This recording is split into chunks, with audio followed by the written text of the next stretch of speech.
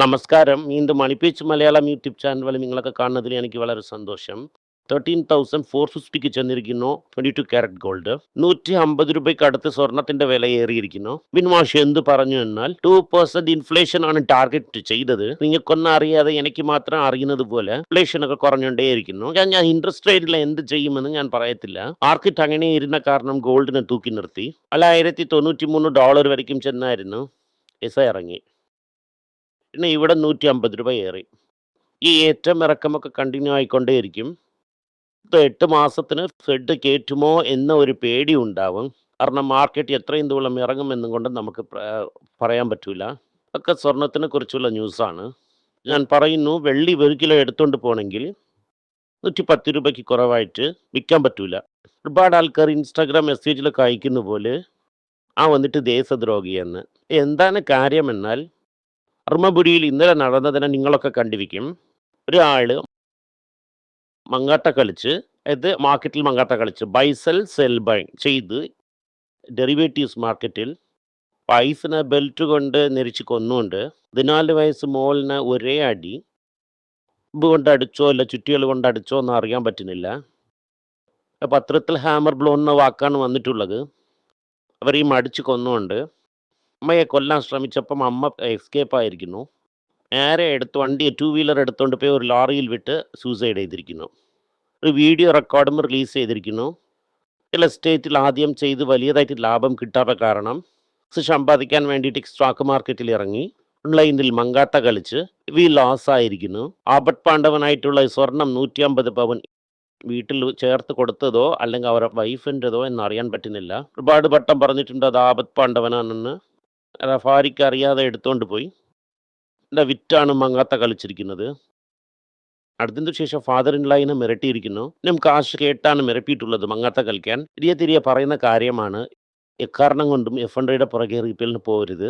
അവിടെ ഇവിടെ നടന്നുകൊണ്ടിരുന്ന കാര്യം ഇപ്പോൾ ധർമ്മപുരിയിലും നടന്നിരിക്കുന്നു.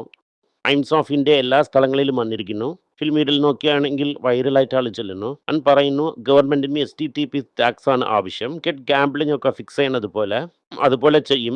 5 crore ബാലൻസ് ഇല്ലെങ്കിൽ നിങ്ങളെ കൊണ്ട് കളിക്കാൻ പറ്റൂല എന്നൊക്കെ പറയും. റൂൾ ഇടുവാണെങ്കിൽ ഒരേ ദിവസത്തിൽ ഈ പ്രോബ്ലം സോൾവ് ആവും. NSEക്ക് ബോണി ആവൂല. കാരണം NSEയിൽ സ്റ്റോക്ക് വെച്ചിരിക്കുന്നതിന് കാശ് കിട്ടൂല, അലുവേഷൻ വരൂല, ഗവൺമെന്റിന് ടാക്സ് കുറയും. 2-3 വലിയ ഓൺലൈൻ ബ്രോക്കറേജ് വന്ന് വോളിയം ഒരേടിയായിട്ട് പെട്ടെന്ന് ഇറങ്ങും. ആ കമ്പനിയുടെ സ്റ്റോക്ക് പ്രൈസ് പിന്നെ ഇറങ്ങും. ഒക്കെ നോക്കി മിഡിൽ ക്ലാസ്സിനെ പണയം വെച്ച് ഗെയിമിനെ കളിച്ചുകൊണ്ടിരിക്കുന്നു. ഇനിയെങ്കിലും ഒരു ദിവസം ഇതുപോലത്തെ ആൾക്കാർക്ക് ന്യായം കിട്ടും. കൊണ്ടാണ് ഞാൻ പറയുന്നത്, ഇതിനെ കംപ്ലീറ്റ് ആയിട്ട് അവോയ്ഡ് ചെയ്യാൻ. ഒന്നിലിരുന്ന് പറയുന്ന കാര്യമാണിത്. ഒരു കാര്യം ഇതിലുണ്ട് പറയുന്നത് എന്തെന്ന് വെച്ചാൽ, ബൾക്ക് സ്റ്റോക്കിനെ കൺസിഡർ ചെയ്യേണ്ട എന്ന് പറയുന്നതിൻ്റെ റീസണും ഇതാണ്. നിങ്ങളുടെ ഫാമിലി വളരെ ഇമ്പോർട്ടൻ്റ് ആണ്. ചെയ്യേണ്ട എന്തുകൊണ്ട് നിങ്ങളെ കൊണ്ട് അഫോർഡ് ചെയ്യാൻ പറ്റുന്നു അത് തന്നെ മാർക്കറ്റിൽ നിങ്ങൾ ഇടണം. കാശ് ഇല്ലെങ്കിലും എനിക്ക് പ്രശ്നമില്ല, ആ ലെവലിൽ ഇരിക്കുന്നത് മാത്രം തന്നെ നിങ്ങൾ ഇടണം. ചെറുതായിട്ട് ചേർക്കുവാണെങ്കിൽ, അങ്ങനെ ചേർക്കുവാണെങ്കിൽ നിങ്ങൾക്ക് വലുതായിട്ട് ചേർക്കാം. South Indian bank, Karnataka bank, Manappuram, Tata motor 7 കൊല്ലം എൻ്റെ ഒപ്പം വന്നിട്ടുണ്ടെങ്കിൽ ഇതൊക്കെ നിങ്ങൾ കണ്ടിരിക്കും.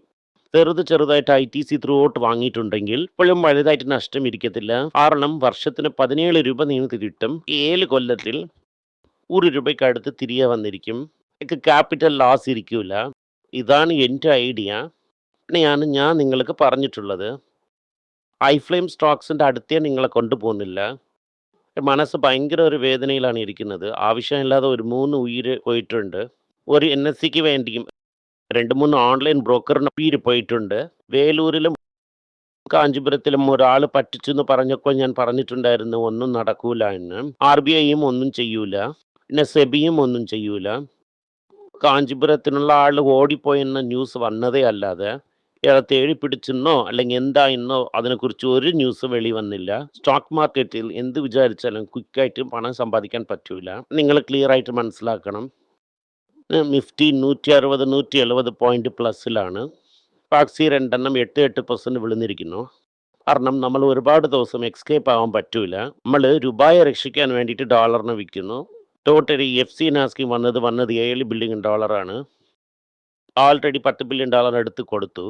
നമ്മൾ ഈ ഇൻഫോസിസിനൊക്കെ അപ്പം കുറച്ച് കൺസിഡർ ചെയ്തിട്ടുണ്ടെങ്കിൽ, മെനഞ്ഞാന്ന് കൺസിഡർ ചെയ്തിട്ടുണ്ടെങ്കിൽ 5% ആണ് അപ്പ്.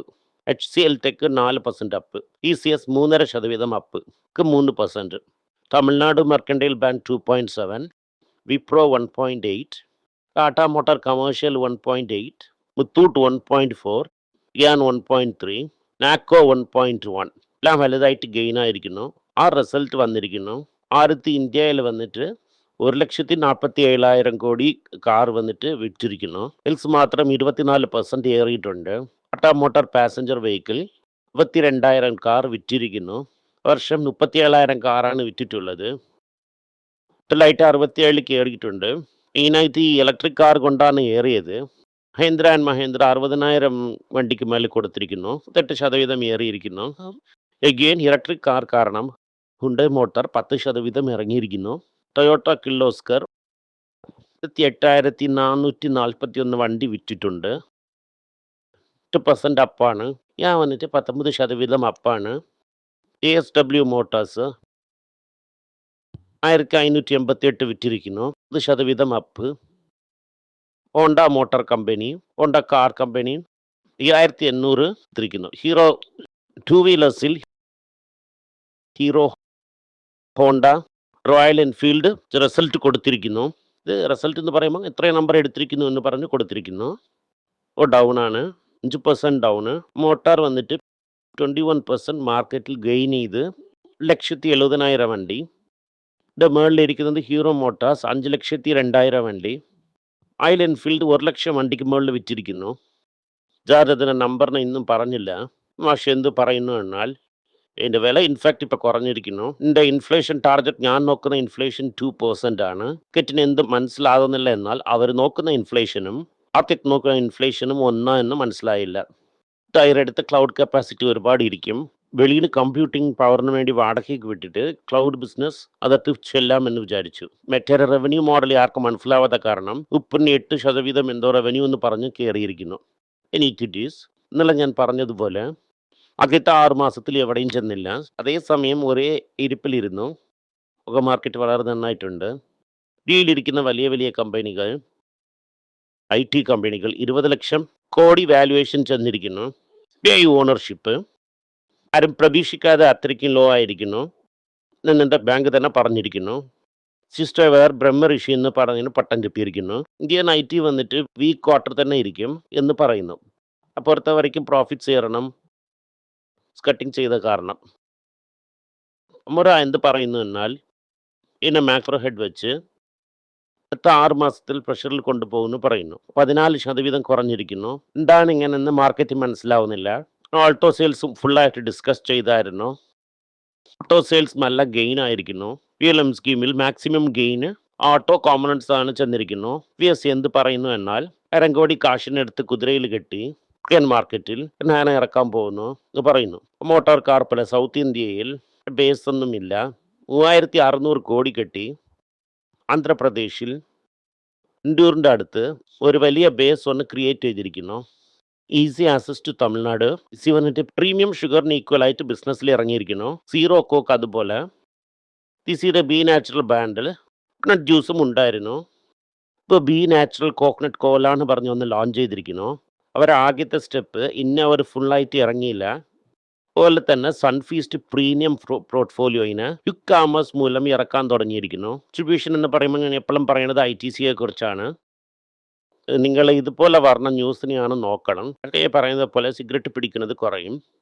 ഇന്ന് കുറയുമോ നാളെ കുറയുമോ എന്ന് പറയാൻ പറ്റില്ല. പക്ഷേ 20 കൊല്ലത്തിൽ തീർച്ചയായിട്ടും കുറച്ച് കുറയും. ഇതിന് ഇതാണ് മെയിൻ ബിസിനസ് ആയിട്ട് മാറും.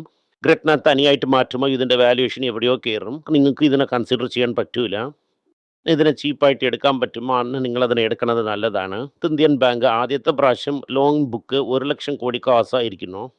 പതിയെ സിസ്റ്റമാറ്റിക് ആയിട്ട് കയറിക്കൊണ്ടിരിക്കുന്നു. ശേഷാദ്രി ചെന്നുകൊണ്ട് അടുത്ത ആൾ വരുമ്പോൾ അതിനെങ്ങനെ എടുക്കുമെന്നാണ് നമ്മൾ നോക്കേണ്ടത്. ടാസൻ സോഫ്റ്റിൻ്റെ എന്ന കമ്പനി റീറ്റെയിൽ ഔട്ട്ലെറ്റ് വിൽക്കുന്നു. നയറ ഇപ്പോൾ എന്തെന്ന് വെച്ചാൽ പെട്രോൾ വിലയിൽ 5 രൂപ കുറച്ചു. 105 രൂപ ഇരുന്നത് 103 രൂപയ്ക്ക് വിൽക്കുന്നു. ഡീസൽ വിലയും 3 രൂപ കുറച്ചു. ഒരു പ്രൈവറ്റ് കമ്പനി കൊണ്ട് പെട്രോൾ ഡീസൽ വിലയിനെ കുറയ്ക്കാൻ പറ്റുമെങ്കിൽ ഇതുകൊണ്ട് OMC കൊണ്ട് പറ്റിയില്ല എന്നാണ് എനിക്ക് മനസ്സിലാവുന്നില്ല. ഞാൻ ക്ലിയർ ആയിട്ട് പറയുന്നത് പോലെ നമ്മളെ പാക്കറ്റിലിരുന്ന് കാശ് അടിക്കുന്നു എന്നതാണ് ഈ OMCയുടെ ഒരു ജോലി. വെള്ളം ഭയങ്കരമായിട്ട് വിലയിനെ കയറ്റും.